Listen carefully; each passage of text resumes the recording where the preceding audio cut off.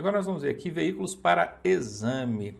É muito importante não confundir que veículo você pode conduzir com cada categoria, que é o que nós vimos agora, na tela anterior, com o veículo que você vai fazer exame. Gente, tem instrutor que confunde isso. Por favor, não confunda. Isso que nós vamos ver aqui agora é que veículo você tem que fazer exame para cada categoria. Não é que veículo você pode dirigir com aquela categoria não, tá bom? Então tá aqui, ó, ACC, você vai fazer um ciclo motor, obviamente, de até 50 cilindradas, porque ciclo motor só pode ir até 50 cilindradas. Quando for para a categoria A, vai ser uma motocicleta que tenha mais de 120 cilindradas. Eu posso fazer uma motocicleta de 120 cilindradas, Ronaldo? Não, tem que ter mais de 120, tá bom? Na categoria B, vai ser um automóvel com até 8 lugares. Tem automóvel de 8 lugares? Tem de 7 lugares aí, eu acho que tem de 8 também. Mas enfim, um automóvel até 8 lugares, categoria B. Na categoria C, você vai fazer o exame num veículo de carga com no mínimo 6.000 quilos de peso bruto total. Nós já vimos o que é peso bruto total nas aulas anteriores aí. Na categoria C, você vai fazer exame num veículo de carga com no mínimo 6.000 quilos de peso bruto total. Quando for categoria D, você vai fazer exame num veículo de passageiros com no mínimo 20 lugares. Mínimo 20 lugares quer dizer que num veículo de 20 lugares pode. E aí entra o seguinte, quando fala lugares, nunca conta o lugar do condutor, tá? É sempre excluído o condutor. Então imagine assim, 20 lugares para passageiros. Um veículo que tem 20 lugares para passageiros, ele não é um ônibus, ele é um micro-ônibus. Isso confronta, de certa forma, o que a legislação exige para a autoescola. A legislação exige que a autoescola precise ter um ônibus com pelo menos 7,20 metros de comprimento. Ônibus quer dizer, tem mais de 20 lugares. Com 21 lugares para passageiros já é ônibus. Com 20 ainda é micro-ônibus. É um confronto aí de normas que o Conselho Nacional de Trânsito arranjou, né? Ele exige da autoescola um veículo, mas na hora de fazer exame ele permite fazer num de 20 lugares. Tá? Então, para você, aluno que vai fazer prova, o que interessa é isso aqui. É qual veículo que eu vou fazer prova? Um veículo de passageiros com no mínimo 20 lugares. Eu coloquei passageiros porque de fato é um veículo de passageiros, mas eu não posso dizer que é um ônibus, porque com 20 lugares ainda é micro-ônibus, tá bom?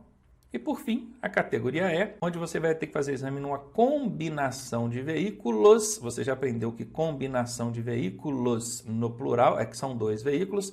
Isso que vocês estão vendo aqui atrás é um veículo.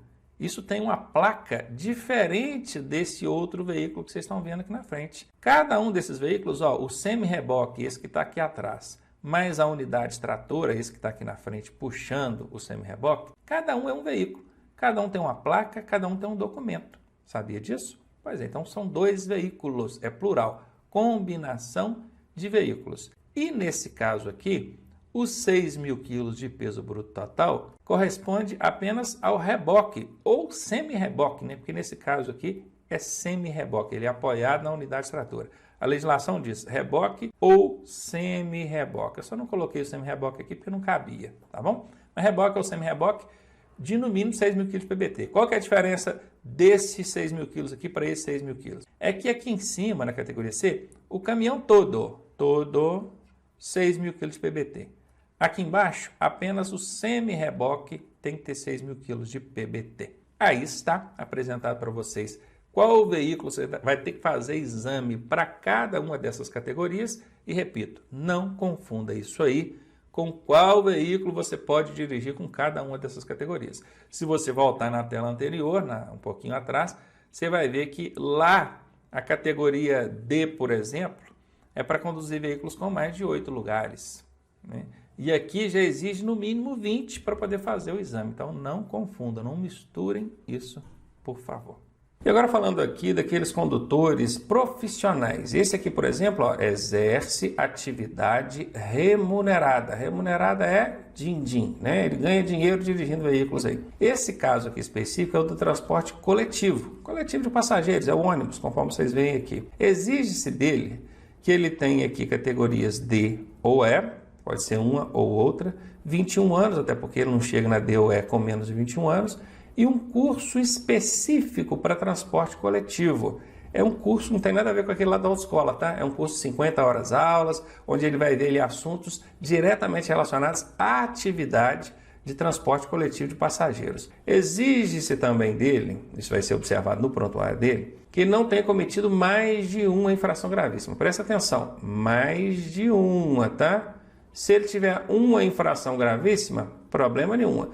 Ele não pode ter mais de uma. Se ele tiver infrações graves, não conta, é só gravíssima mesmo. Mais de uma gravíssima, ele vai ficar impedido. Agora, se ele tem apenas uma gravíssima, ele faz o curso naturalmente e vai poder dirigir o transporte coletivo sem maiores problemas. E aqui ia falar, né, nos últimos 12 meses. Claro, gente, toda vez que for fazer uma pesquisa de prontuário do condutor, só vai ser observado ali os últimos 12 meses, tá? Não está sob efeito de suspensão ou cassação da CNH. Óbvio, né? Como é que ele vai dirigir o transporte coletivo se a habilitação dele está suspensa ou cassada? Não tem como. E agora, também falando do exerce atividade remunerada, né? Que é o din-din, aquele condutor profissional, porém agora não é coletivo, mas não, agora é escolar. E aqui nós temos os requisitos para o condutor e também para o veículo, que é importante saber dos dois, vai perguntar em prova. Aqui, a habilitação exigida DOE, 21 anos, curso especializado de transporte escolar, então do mesmo jeito que aquele que transporta coletivo, né, que dirige o transporte coletivo de passageiros, ele precisa do curso e constar esse curso lá na habilitação dele, o transporte escolar também.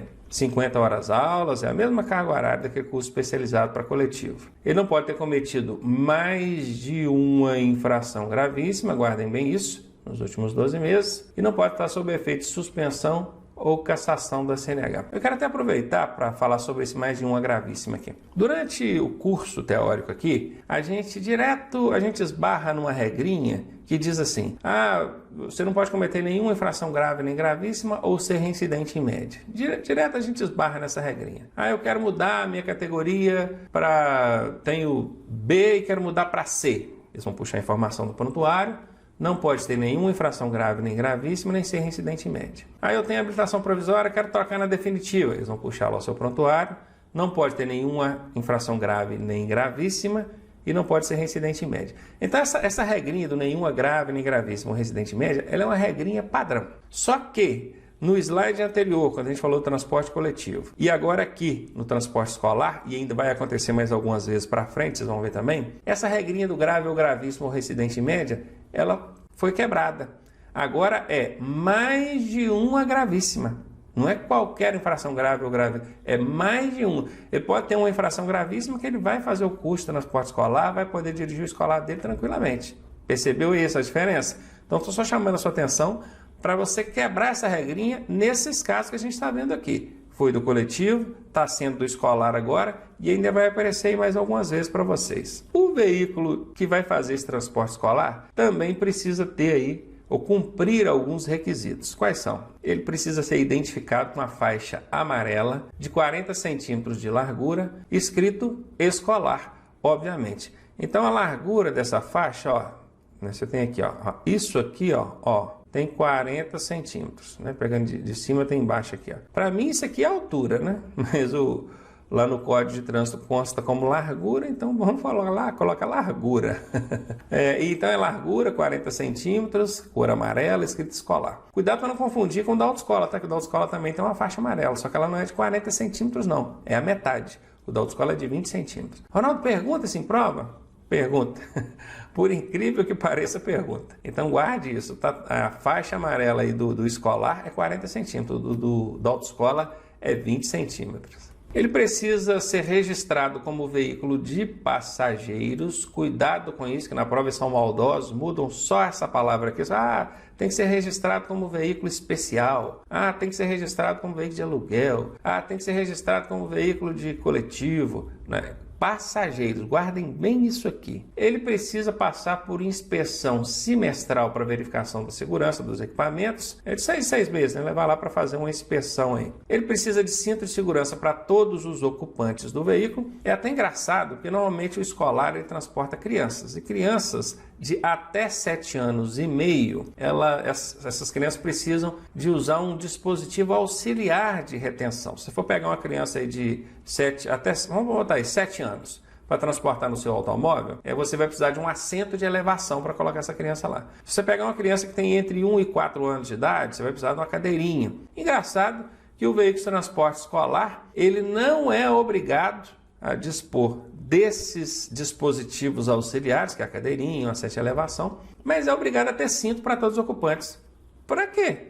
Porque se colocar uma criança no cinto de segurança, o cinto não vai fazer, ele não vai ter o efeito que deveria, que é proteger a criança. Muito pelo contrário, pode acontecer até algo pior se essa criança estiver colocada de forma inadequada no cinto. Então fica assim meio que contraditório, né? Mas não é problema nosso isso. Por enquanto a gente tem que estudar o que a legislação de trânsito exige e hoje, nós estamos em 2021 e esse curso, essa aula pode se estender por mais anos se a regra não mudar, se a legislação mudar, aí eu vou regravar essa aula e vou colocar lá, agora precisa da cadeirinha. Mas por enquanto, hoje, nós ainda não temos essa obrigatoriedade para veículos de transporte coletivo, desses dispositivos auxiliares de retenção. Só o cinto de segurança mesmo para todos os ocupantes. Esse veículo precisa ter luzes de posição de cores vermelhas ou amarelas. Luzes de posição são essas luzinhas que tem aqui, ó. Tá vendo? Aqui em cima tem, ó. Atrás elas são de cor vermelha.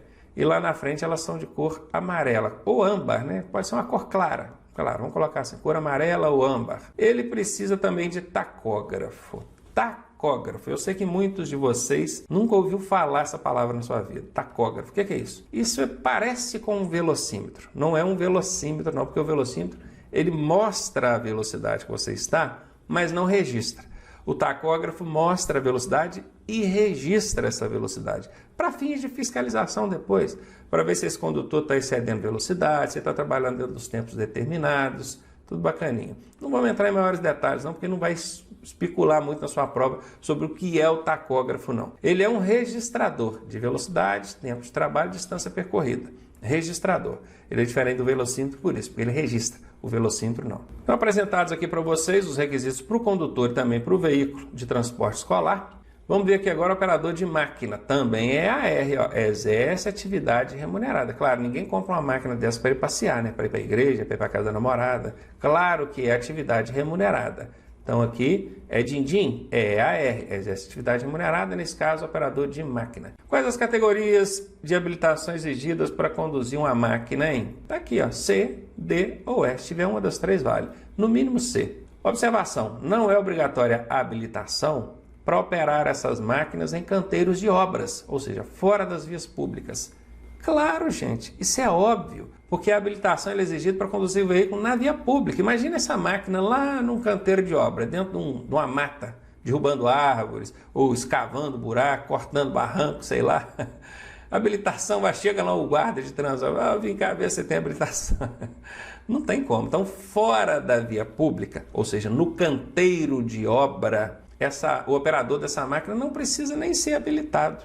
Exige algum curso dele, Ronaldo? A legislação de trânsito não exige curso nenhum. Basta que ele saiba operar. Sabe operar? Bacana. Agora, pode ser que o empregador, a empresa onde você vai trabalhar, ou a prefeitura lá, sei lá, exija um curso para você operar essa máquina. Mas é exigência do empregador, não é da legislação de trânsito. Guarda bem isso. Aqui a gente está estudando legislação de trânsito para responder a prova teórica lá do Detran. Se lá perguntar, exige curso especializado para operar a máquina? Não existe. Aliás, existe, né? Não exige. Olha, lá no transporte coletivo, tem o curso, lembra? Para o transporte escolar, tem o curso, lembra? Agora, para o operador de máquina, não.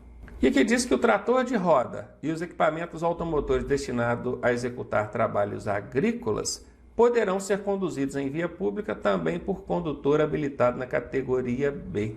Está lá no artigo 144, parágrafo único do CTB. A gente falou lá na parte de categorias de habilitação, a gente falou, né, que a máquina é a categoria C, D ou E. Agora, se for um trator de roda ou então aquela máquina utilizada para trabalho agrícola, com a categoria B poderia.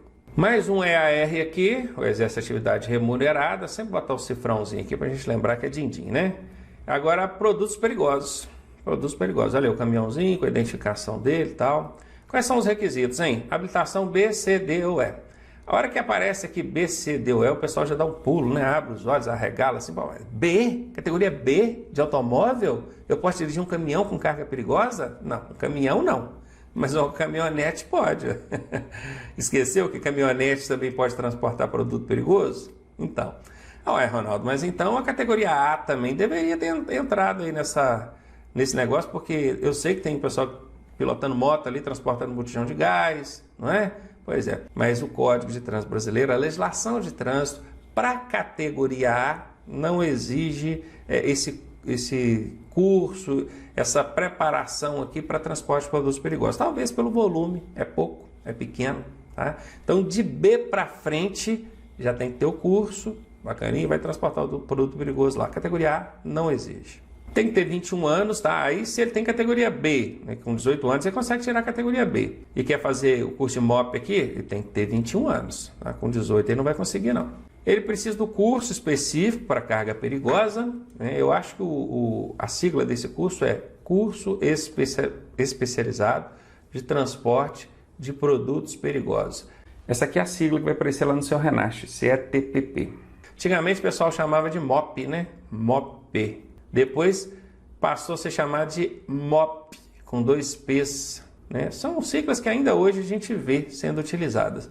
Mas não é assim que vai aparecer no seu Renache, não. Vai aparecer CETPP, Curso Especializado de Transporte de Produtos Perigosos. Ele não pode ter cometido mais de uma infração gravíssima, é aquela quebra da regrinha, né? Não pode estar sob efeito de suspensão ou cassação da CNH. Lembrete aqui, ó, para fazer o curso especializado e conduzir veículos de produtos perigosos, a partir da categoria B já é possível. Lembrem-se disso, tá? E aqui está o embasamento para os instrutores que quiserem pesquisar.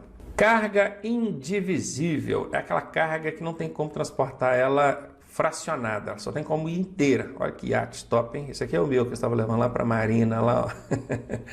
Exerce atividade remunerada também, que é o cargas indivisíveis. Vamos ver aqui quais são os requisitos. Está aqui, ó, C, D ou E. Ele vai ter que ter os 21 anos e ele, até porque ele não consegue tirar C ou E com menos de 21 anos, né? Precisa do curso de carga indivisível, aquele mesmo curso de 50 horas aulas, só que agora voltado para transporte de carga indivisível. Não pode estar sob efeito de suspensão ou cassação da CNH. Observem que aqui já não entrou aquele lance mais de uma gravíssima. Não entrou. E aí? Não se aplica aqui. Aqui vai ser aplicado o quê? É a grave, gravíssima ou reincidente médio, que é a regra padrão. Mais um aqui, exerce atividade remunerada. Esse aqui é o veículo de emergência. Acho que dá para entender aqui, né? É o SAMU, é a ambulância, é o bombeiro. Vamos ver quais são os requisitos. Categorias A, B, C, D ou E. Percebam que agora todas as categorias servem, tá? Depende do veículo que ele vai conduzir. Por exemplo, se ele for conduzir esse veículo aqui, categoria A, já pode. Ele precisa ter 21 anos, precisa do curso especializado de veículos de transporte de emergência, mesma coisa, aquele curso de 50 horas aulas, tá?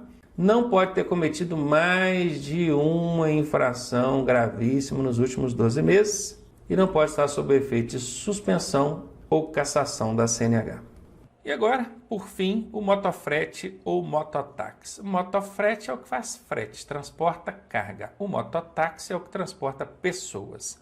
Também é uma atividade remunerada, também tem um curso específico. Só que de todas as situações que a gente viu para trás, os cursos específicos, quando exige, eles são de 50 horas aulas e não são ministrados pelas autoescolas. São ministrados por entidades credenciadas pelo Detran. O motofrete e o mototáxi também são ministrados por essas entidades credenciadas, mas aqui já pode ser ministrado pela autoescola. Tá? Então, provavelmente, se você precisar de fazer o curso de motofrete ou mototáxi, pode procurar a autoescola, que se ela estiver habilitada para isso, ela pode aplicar o curso normalmente. E o curso para o motofrete ou mototáxi, ele tem uma carga horária menor também.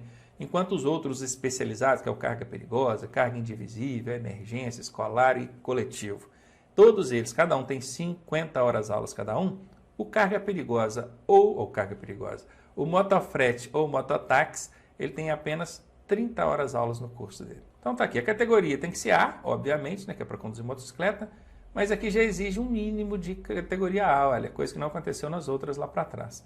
Ele tem que ter categoria A há pelo menos 2 anos para trabalhar de motofrete e mototáxi.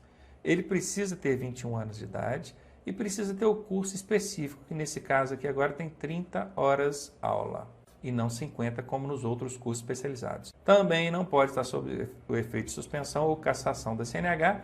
Isso aqui é regra básica. A única situação que não apareceu isso aqui foi lá no operador de máquina, porque o operador de máquina, se você estiver trabalhando dentro do canteiro de obra, não vai exigir nem habilitação, né? E aqui a motocicleta, ela precisa de preencher alguns requisitos. Esse condutor precisa de preencher alguns requisitos e eu coloquei alguns aqui para vocês. Ele precisa de autorização do Detran, precisa de registro como veículo de aluguel, aí é o placa vermelha, tá bom? Ele precisa estar equipado com mata-cachorro, coitado do cachorro, né? Vai matar o cachorro.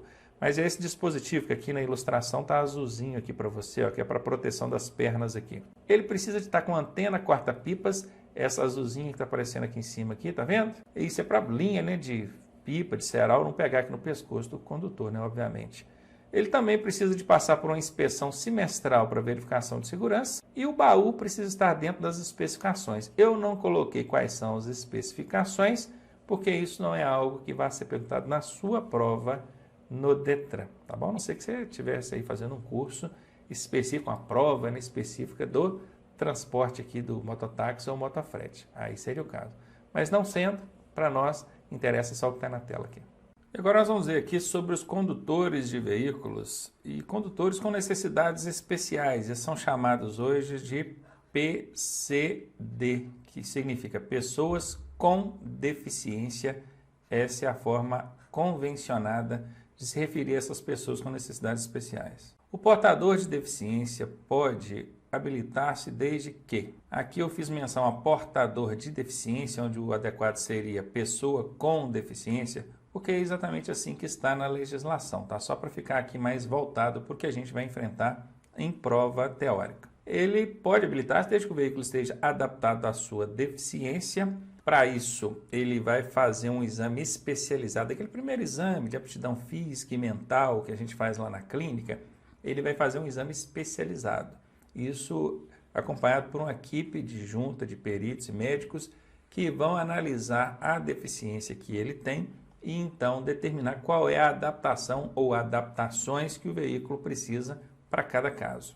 Ele precisa preencher os pré-requisitos exigidos, isso aí é o mesmo para qualquer pessoa, né? Ser penalmente imputável, saber ler e escrever, possuir documentos de identidade e CPF, e também precisa ser aprovado em exames por comissão avaliadora especial. Quando aqui diz comissão avaliadora especial, é por conta do que eu acabei de dizer, eu acabei de mencionar. Ele vai fazer o exame com os examinadores e, junto ali, nessa comissão especial, precisa ser acompanhado por um médico perito examinador, que na prática, na maioria das vezes, ou quase nunca acontece, mas aqui para nós, na teoria, é o que importa. Ele precisa fazer exame mediante uma junta especial, para avaliação, comissão avaliadora especial aí.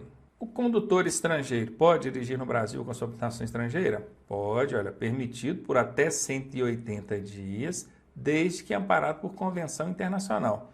Hoje a gente tem uma convenção, que é a Convenção de Viena, que abrange aí quase todos os países do mundo. Então, tem lá a relação dos países que são convencionados ali. Tanto você, brasileiro, pode dirigir nesses países com sua habilitação brasileira, como os de lá também podem dirigir aqui. Isso por até 180 dias. Passado esses 180 dias, a pessoa precisa tirar uma habilitação brasileira, né? E nesse caso ele vai ter que comprovar estada regular no Brasil. E para ele ter essa habilitação brasileira, ele não vai precisar de passar por todas as etapas, igual uma pessoa aqui teria que passar. Ele vai fazer apenas o exame de aptidão física e mental e avaliação psicológica. O que eu, particularmente, acho muito interessante, curioso até, porque essa pessoa que se habilitou lá fora, ela até estudou lá normas de circulação que se equiparam às daqui, mas se equiparam por meio da Convenção Internacional. As regras especificamente do Código de Trânsito Brasileiro, ela não estudou, ela não conhece, assim como a gente não conhece as regras de quem está lá em outro país. Né? Você vai dirigir lá na Argentina, nos Estados Unidos, seja onde for, você até tem o básico, mas as regras de lá você não tem.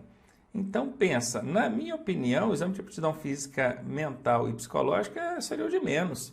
Talvez seria mais adequado se ele fizesse ali pelo menos um exame teórico para comprovar que domina as regras básicas, né, as regras fundamentais de trânsito aqui do Brasil. E a mesma coisa da gente em relação lá fora, mas curiosamente não exige avaliação teórica nem prática, somente avaliação de exame de aptidão física, mental e psicológico. Então já vimos aí, o condutor estrangeiro pode dirigir aqui no Brasil por até 180 dias e após esse prazo ele vai requerer a habilitação brasileira dele mediante essas condições aqui. Vamos agora falar sobre o Sistema Nacional de Trânsito. Isso é o conjunto de todos os órgãos e entidades de trânsito da União, dos Estados, Distrito Federal e municípios. Então é órgão da União, que é do Brasil, federal. Se é órgão ou entidade de trânsito, ele está dentro do Sistema Nacional de Trânsito. A mesma coisa acontece por órgão dos estados, do Distrito Federal, que é Brasília, e municípios, beleza? Então vamos lá, o SNT, que é o Sistema Nacional de Trânsito, ele tem por finalidade o exercício das atividades de, aí eu destaquei aqui, as finalidades e competências do SNT, olha, planejamento, administração, normatização e registro de veículos. Formação e habilitação de condutores, fiscalização, aplicação de penalidades e julgamento de recursos. Então guardem bem isso, puder até anotar, montar um esqueminha para ajudar isso aqui, ó. Planejamento, administração, normatização e registro de veículos, formação e habilitação de condutores, fiscalização, aplicação de penalidades e julgamento de recursos. Encontre um esqueminha, uma forma aí de decorar essas finalidades, essas atividades aqui do SNT, que perguntando em prova já está por dentro. E aqui nós vamos falar do SNT em sua totalidade, todos os órgãos envolvidos aí dentro do Sistema Nacional de Trânsito. Hoje o coordenador máximo do Sistema Nacional de Trânsito é o Ministério da Infraestrutura. E os órgãos, eles podem ser de circunscrição federal, estadual ou municipal, ou até distrital, que é o caso do Distrito Federal. Mas para não ter que criar uma coluna aqui só para o Distrito Federal, eu deixei federal, estadual, municipal e a gente arranja um jeito de improvisar o Distrito Federal aí no meio, tá bom? Então tem essas circunscrições e tem também a finalidade de cada um. Vamos ver lá, ó. Nós temos órgãos normativos. O que são órgãos normativos? Que estabelecem normas, eles vão normatizar, não é criar lei. O Código de Trânsito Brasileiro não é alterado por conta de norma complementar, que são as resoluções do CONTRAN ou deliberações do DENATRAN, nada disso. O código é só por meio de lei, são um projeto de lei que vai para o Congresso Nacional, que é votado, que vira lei e altera o código. Isso aqui são normas complementares, tá bom? Então, os órgãos normativos, em âmbito federal, nós temos o CONTRAN, estadual o CETRAN, ou CONTRANDIF, se for do Distrito Federal, e em âmbito municipal não existe, tá bom? Então, ó, começou com ó, conselho. Conselho é um grupo de pessoas, vamos entender assim, conselho. Então, Conselho Nacional de Trânsito. Conselho de Trânsito do Distrito Federal, ó, DI Distrito, FE Federal, Distrito Federal. Esse é o distrital, né? Está aqui na coluna do estadual, mas a gente já sabe que é o distrital. Então tem o CONTRAN, que é o federal, e o CETRAN, que é o Conselho Estadual de Trânsito, o Conselho Estadual de Trânsito. E o CONTRANDIF, que é do Distrito Federal. O município não tem. Os executivos de trânsito, os órgãos executivos de trânsito, aqueles que não vão criar normas, apenas vão fazer com que essas normas sejam cumpridas, eles são, em âmbito federal, o DENATRAN, Departamento Nacional de Trânsito. Em âmbito estadual, o DETRAN, o Departamento de Trânsito. Alguns chamam também de Departamento Estadual de Trânsito. Tudo bem. E em âmbito municipal é o órgão executivo de trânsito do município. Aí é o nome que o município quiser colocar, tá? Executivos rodoviários são aqueles órgãos também que não criam normas, fazem com que as normas sejam cumpridas. Entretanto, nesse caso aqui, diretamente relacionados com as rodovias. Em âmbito federal é o DENIT, Departamento Nacional de Infraestrutura, e a NTT, que é a Agência Nacional de Transportes Terrestres. No estadual, nós temos o DER, que é o Departamento de Estradas e Rodagem. Em alguns estados pode ter outros nomes, tá? Como DAER ou DERACRE. E também tem no âmbito municipal o órgão executivo rodoviário municipal, que normalmente é o mesmo órgão aqui, executivo de trânsito municipal. Os fiscalizadores, nós temos em âmbito federal a Polícia Rodoviária Federal. Em âmbito estadual, nós temos a Polícia Militar, nesse caso, rodoviária estadual.